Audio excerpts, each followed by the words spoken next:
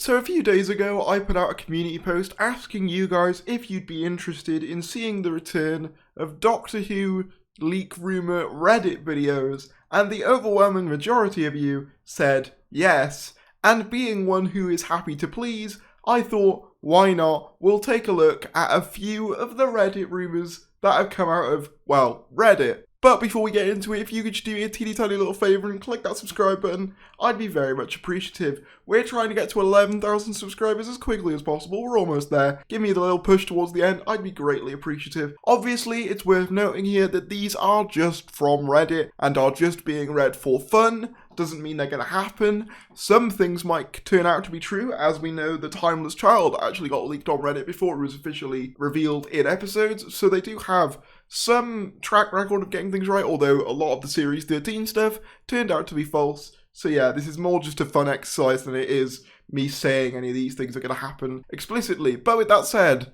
let's get into the first leak. So this one is called The Final 2 Episodes of Chibnall and RTD's Reign. This was posted by Howell Delaware about 1 month ago. Hello, the following is source info, albeit from multiple sources. But if you do not believe in that sort of thing, then I'd recommend not bothering with this post, as the following is the consensus I have drawn from numerous sources working on the show. I am going to recount what I have heard from a multiple number of sources, some of Chibnall's crew, some at BBC Studios, caterers, some of RTD's crew at Bad Wolf. Some of the sources are higher up the ranks than others, but none of them are so high up where everything I'm being told couldn't be taken with a pinch of salt. I'm merely going to talk about the information I have amalgamated from them all. Some of this will be more speculative than other bits, but I will try it and clarify it when I know less or more, if you will. I will begin with Chibnall's ending, then I'll move on to the behind the scenes of the transition, as well as what I know of RTD.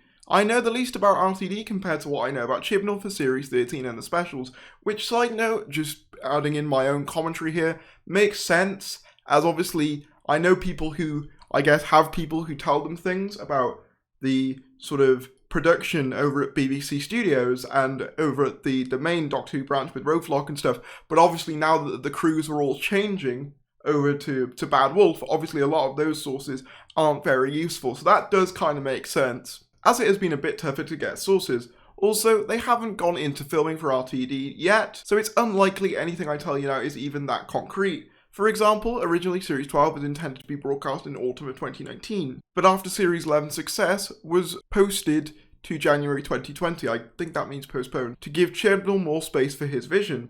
That in itself was a very last minute choice, prior to filming beginning, so there will be things here about RTD which might not be true. Legend of the Sea Devils is supposed to be written by both Chris Chibnall and a newcomer to the show. This actually did turn out to be true. I think Hallow Wang's the director and someone else is co-writing the episode. I'll have the name up on screen. And this was a month ago before we knew about that, as far as I'm aware. Originally, the storyline was set to be a part of Series 13, originally planned to not be a big series-long storyline, which was intended pre-COVID, to be broadcast in spring of 2021. Although Chibnall had been pushing the BBC to let him broadcast in autumn of 2021, Series 13 was originally intended to have Village of the Angels and War of the Sontarans in a similar format to how they ended up being broadcast. Same will apply for the Sea Devils. Originally, Eve of the Daleks was going to be a very different Dalek special, but had to be scaled down due to COVID and budget concerns, which was linked to COVID as the final episodes of Series 13 and the VFX used turned out to be more expensive than they probably would be pre-COVID. Nonetheless, the episode had its fair share of behind-the-scenes problems, with the Sea Devil costumes being somewhat difficult on set and not coming out as grey as expected. We do know, apparently behind the scenes, this is just a side note,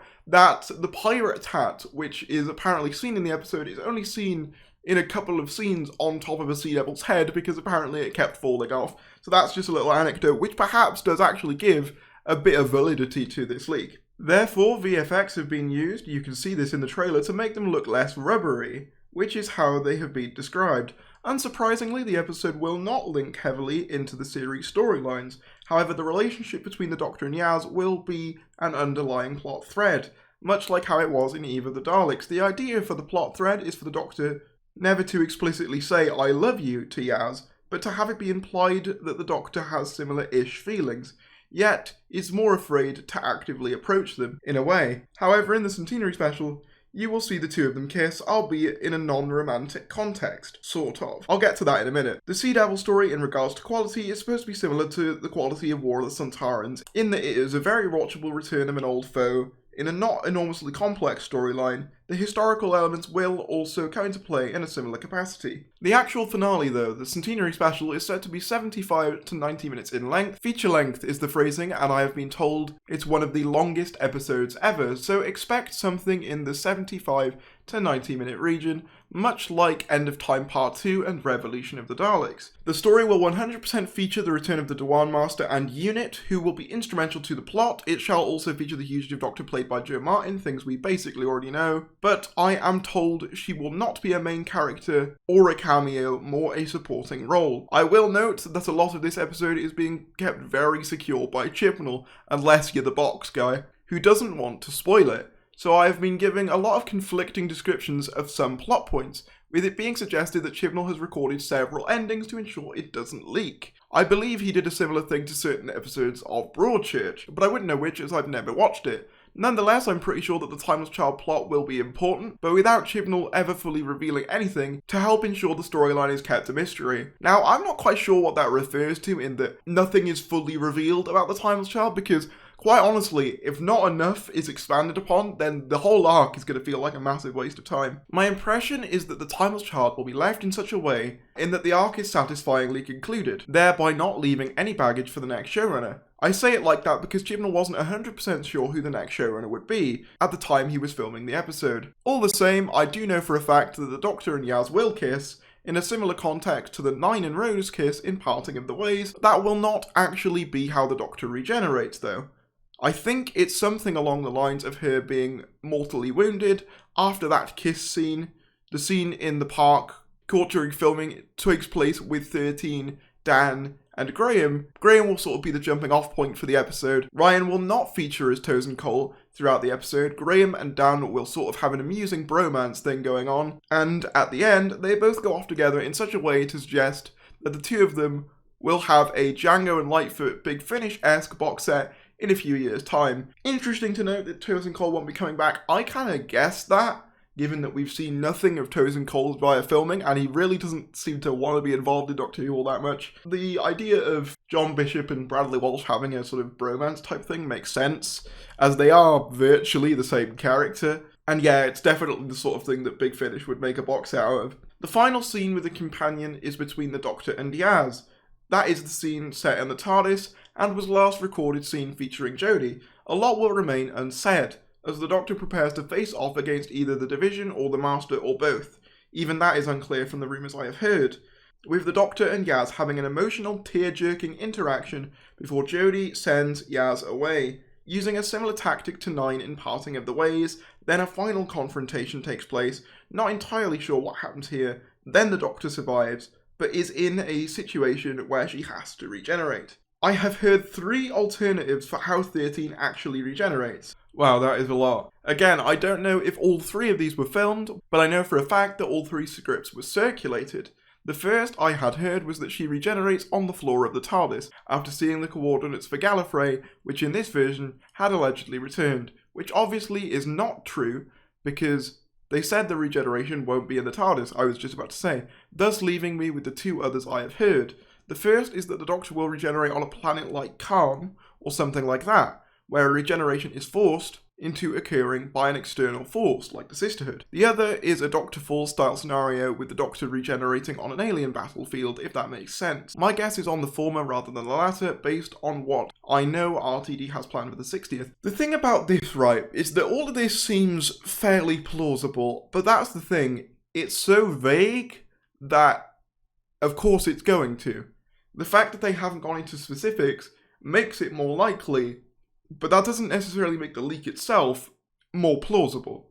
It just means that they've left less details out to make it seem less fake, if you like. Speaking of, the actual transition from Chibnall to RTD occurred a bit late in the day. I think the marketing people only knew RTD was taking over on the day of the announcement. At one stage, Sally Wainwright was in talks, and I know that Chibnall was considering staying on for Series 14 at one point. So they'd have to make more time to find someone.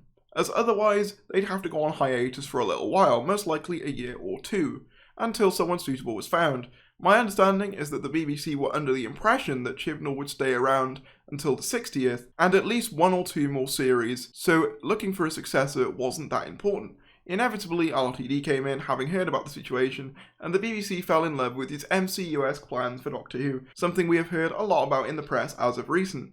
RTD basically wants to elaborate on his vision from his era by having either Doctor Who or a spin-off run all year long, and sometimes concurrently. I don't know what spin-offs he has planned exactly, but I got the impression you can expect some old faces to lead some of the spin-offs, with all the spin-offs having backdoor pilots within the actual show, i.e. School Reunion, unlike Class. RTD also wants to broadcast Doctor Who annually in the spring, with either 8 or 10 episodes per run. I have heard conflicting reports on the number, with some suggesting a return to 13, which I don't believe, as well as either a Christmas or New Year's special.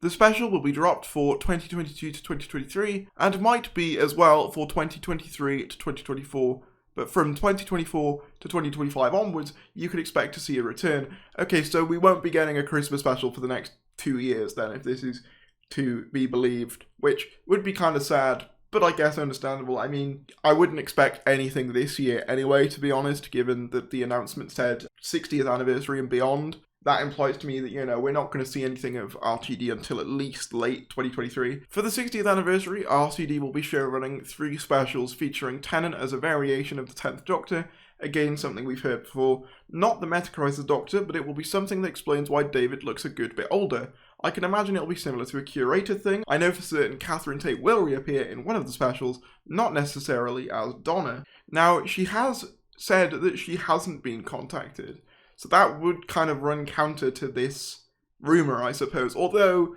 actors do lie, so it is possible that, you know, she's saying that she's acting coy, being like, oh, I don't know what you're talking about, and is actually in talks to return. She is one of the more likely actors to return, in my opinion. And Matt Smith will appear in an episode too. All 3 of the specials will be written by RTD and filmed from May to August this year.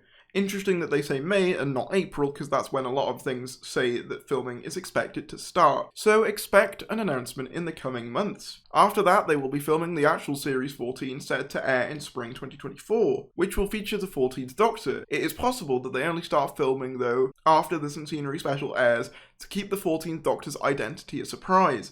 Personally, I don't know who 14 is, and I believe they might still be in the final stages of auditions. This was a month ago, bear in mind. However, people of all genders, ethnicities, and sexualities have been considered for the part.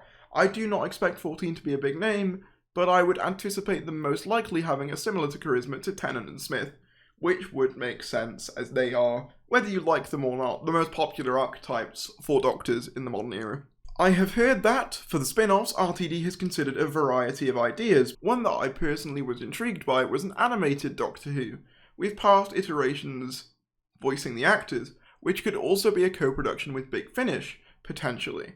I have heard that ideas have been tossed around for a child-friendly spin-off with a past companion, similar to Catherine Tate, but different. Catherine Tate's Donna, Freemagin's Martha, and Jenna Coleman's Clara have been touted as potential contenders. Although I have heard Katie Manning's Jo Grant and Sophie Eldred's Ace being mentioned as well. It has also been suggested that both Matt Smith and David Tennant could lead their own series, as both seem to miss playing the role, and would be keen to help RTD build the show into an empire.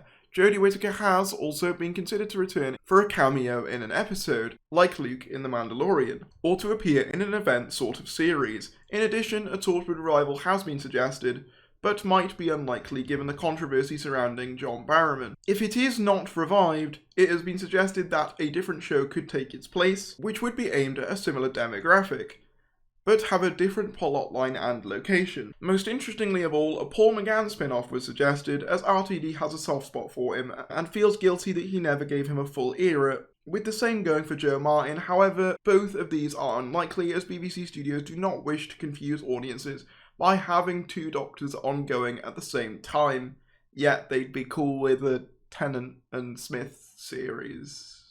Okay, weird. That does seem to contradict what's said earlier in this, supposedly, but we'll carry on. Even if they are not opposed to event series featuring past incarnations.